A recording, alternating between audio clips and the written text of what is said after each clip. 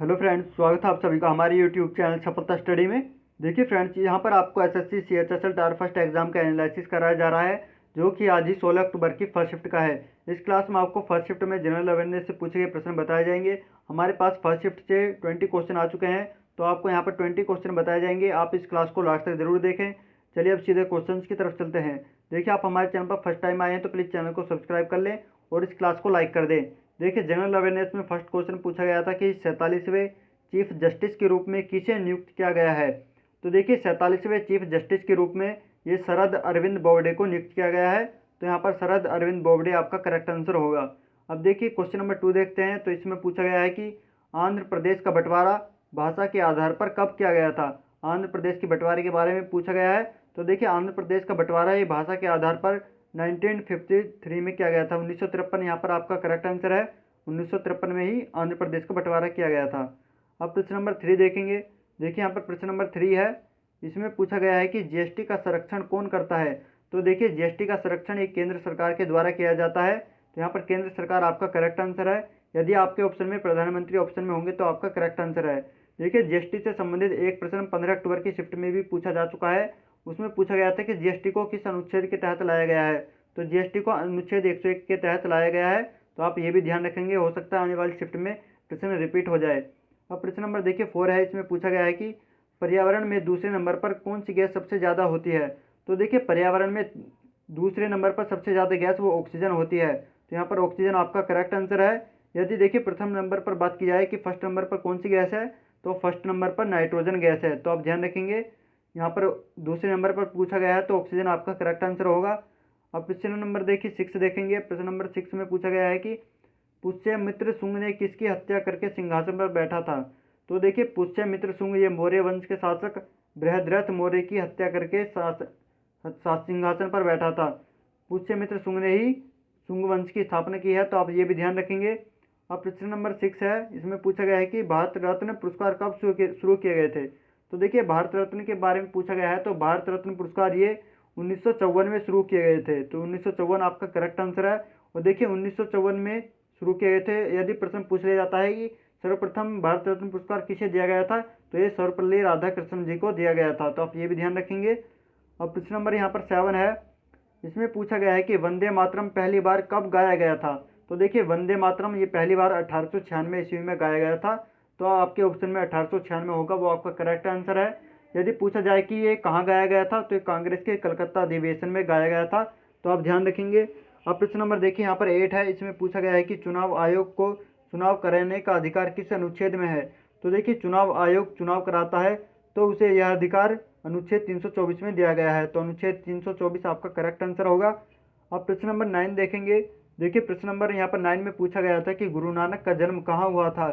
तो देखिए, गुरु नानक का जन्म ये ननकाना साहिब में हुआ था। तो यहाँ पर ननकाना साहिब आपका करेक्ट आंसर है, जो कि इस समय पाकिस्तान में स्थित है। तो आप ध्यान रखें, यहाँ पर ननकाना साहिब आपका करेक्ट आंसर होगा।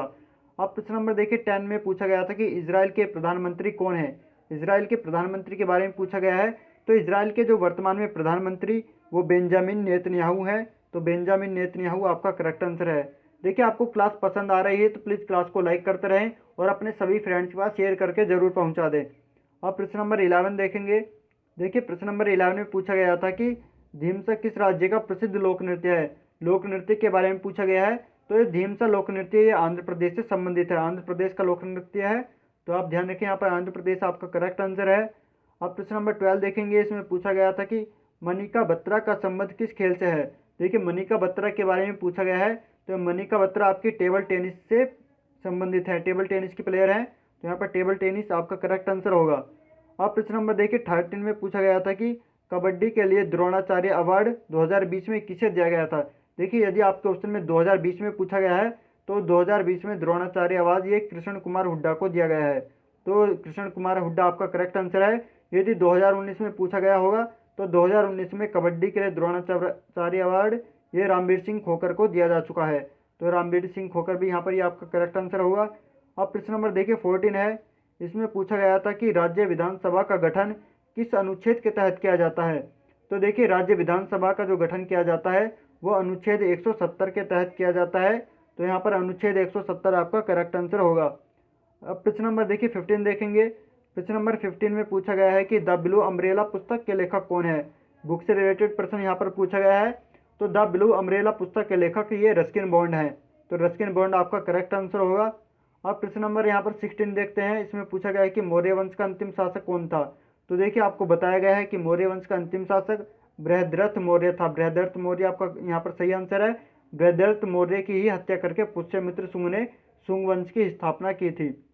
अब प्रश्न नंबर 17 देखेंगे। देखिए प्रश्न नंबर यहाँ पर 17 है। इसमें पूछा गया है कि राष्ट्रपति के चुनाव निर्वाचन मंडल द्वारा किस अनुच्छेद के तहत किया जाता है। तो देखिए राष्ट्रपति का चुनाव निर्वाचन मंडल द्वारा यह अनुच्छेद 54 के तहत किया जाता है। तो अनुच्छेद 54 यहाँ पर आपका करेक्ट आंसर है। देखिए आपके प्रत्येक एग्जाम में करंट अफेयर से भी काफ़ी प्रश्न पूछे जाते हैं। इस बार एसएससी सीएचएसएल में लगभग 5-6 प्रश्न यहाँ पर करंट अफेयर से पूछे जा रहे हैं। तो आप करंट अफेयर्स पढ़ने के लिए हमारे टेलीग्राम ग्रुप को ज्वाइन कर लें।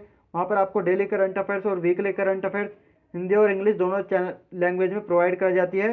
टेलीग्राम को लिंक आपको इसी क्लास के डिस्क्रिप्शन में भी दिया गया है। अब प्रश्न नंबर देखिए 18 में पूछा गया है कि ब्रह्मपुत्र नदी को बांग्लादेश में किस नाम से जाना जाता है। देखिए इस प्रकार से एक प्रश्न पूछा गया था कि यदि यह प्रश्न पूछा गया होगा कि ब्रह्मपुत्र नदी के बारे में, तो ब्रह्मपुत्र नदी ये बांग्लादेश में जमुना के नाम से जानी जाती है। तो यहाँ पर जमुना आपका करेक्ट आंसर है।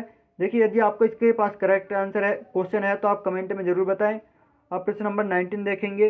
देखिए प्रश्न नंबर 19 में यहाँ पर पूछा गया है कि एक क्षुद्र ग्रह का नाम किसके नाम पर रखा गया है। तो देखिए एक क्षुद्र ग्रह का नाम ये पंडित जसराज के नाम पर रखा गया है। आपके ऑप्शन में पंडित जसराज होंगे तो आपका करेक्ट आंसर है। आप प्रश्न नंबर यहाँ पर 20 देखेंगे। प्रश्न नंबर 20 में देखिए दिशा एक्ट से संबंधित एक प्रश्न पूछा गया था। तो दिशा एक्ट ये आंध्र प्रदेश से संबंधित है। आंध्र प्रदेश में दिशा एक्ट लागू किया गया है। तो यहाँ पर आंध्र प्रदेश आपका करेक्ट आंसर है।